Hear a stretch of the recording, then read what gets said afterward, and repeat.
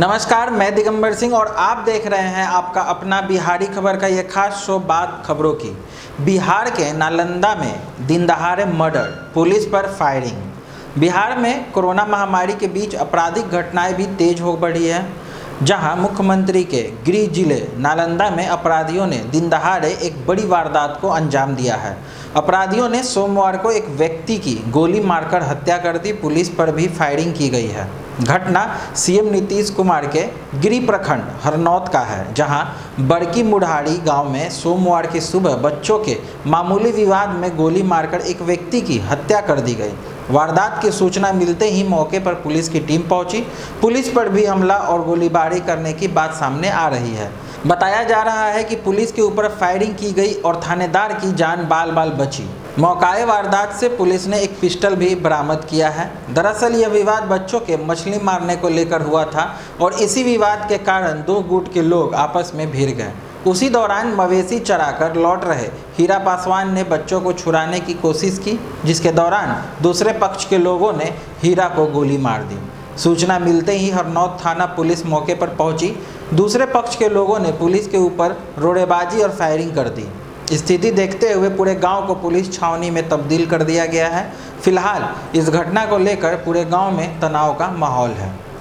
दिल्ली सरकार ने रक्षा मंत्री को पत्र लिखकर मांगी सेना की मदद। दिल्ली सरकार ने हाई कोर्ट को बताया है कि उप मुख्यमंत्री मनीष सिसोदिया ने 2 मई को रक्षा मंत्री को पत्र लिखकर सेना की मदद मांगी है।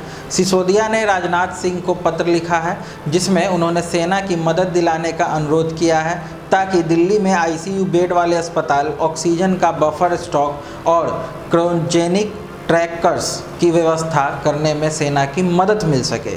जस्टिस विपिन सांघी की अध्यक्षता वाली बेंच ने केंद्र सरकार को निर्देश दिया है कि वह रक्षा मंत्रालय की लिखी इस पत्र पर केंद्र की ओर से की गई कार्रवाई से अवगत कराए। दिल्ली सरकार की ओर से वरिष्ठ वकील राहुल मेहरा ने कहा कि दिल्ली सरकार की ओर से रक्षा मंत्री को लिखे गए पत्र पर अमल होने में 1 से 2 दिन लग सकते हैं। सुनवाई के दौरान वरिष्ठ वकील अभिनव वशिष्ठ ने कहा कि इस समय दिल्ली में सेना को बुलाने की ज़रूरत है।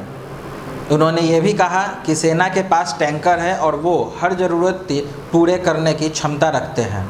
इस पर वरिष्ठ वकील कृष्णन वेणुगोपाल ने कहा कि अच्छा होता कि दिल्ली सरकार स्थानीय कमांडर से आग्रह कराती, ताकि समन्वय करने का समय बच सकता। अपराधियों ने हथियार के बल पर पेट्रोल पंप मैनेजर से लूटे 9,23,000। बिहार के रोहतास जिले के सासाराम में अपराधियों ने दिनदहाड़े लूट की एक बड़ी घटना को अंजाम दिया है।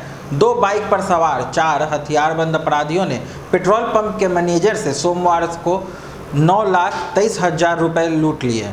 घटना सासाराम के मुफस्सिल थाना क्षेत्र के बांसा की है। लूट की इस बड़ी वारदात से इलाके में हड़कंप मचा हुआ है। करवंदिया सर्विस पेट्रोल पंप के मैनेजर उपेंद्र सिंह बैंक में रुपए जमा करने जा रहे थे, तभी 2 बाइक पर सवार नवाबपोश 4 अपराधियों ने लूट की इस बड़ी वारदात को अंजाम दिया है। घटना की सूचना पाकर मौके पर पहुंची पुलिस फिलहाल पूरे मामले की पड़ताल कर रही है।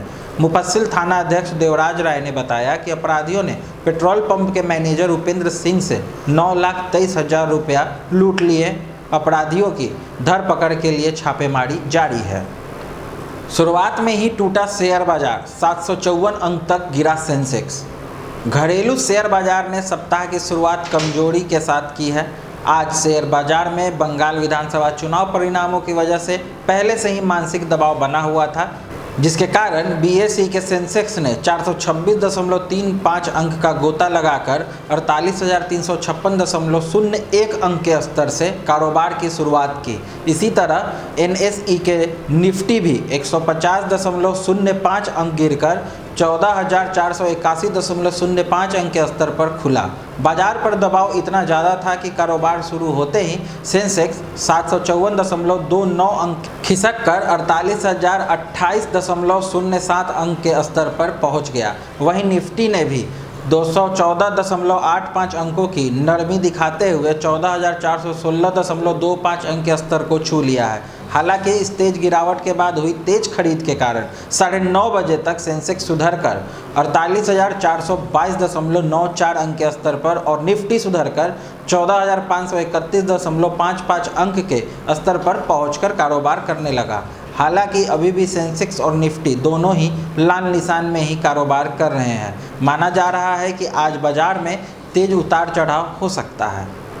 कोरोना का कहर अब इंडियन प्रीमियर लीग पर भी पड़ गया है। कोलकाता नाइट राइडर्स के 2 खिलाड़ियों के कोरोना से संक्रमित होने के कारण आज शाम केकेआर और रॉयल चैलेंजर्स बेंगलोर का मैच स्थगित कर दिया गया है। कोरोना संक्रमित होने वाले खिलाड़ियों में स्पिनर वरुण चक्रवर्ती और तेज गेंदबाज संदीप वारियर हैं।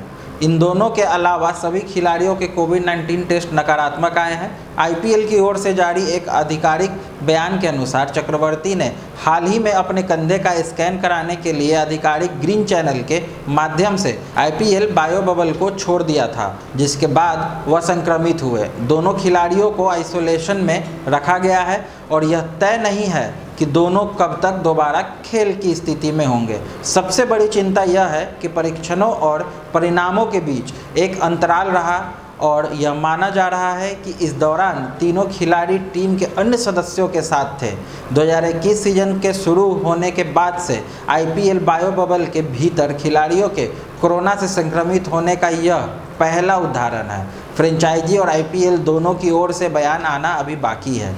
आगे की और ऐसी खास खबरों के लिए हमसे जुड़े रहें। बिहारी खबर के फेसबुक पेज और यूट्यूब चैनल को लाइक शेयर और सब्सक्राइब करना ना भूलें। धन्यवाद।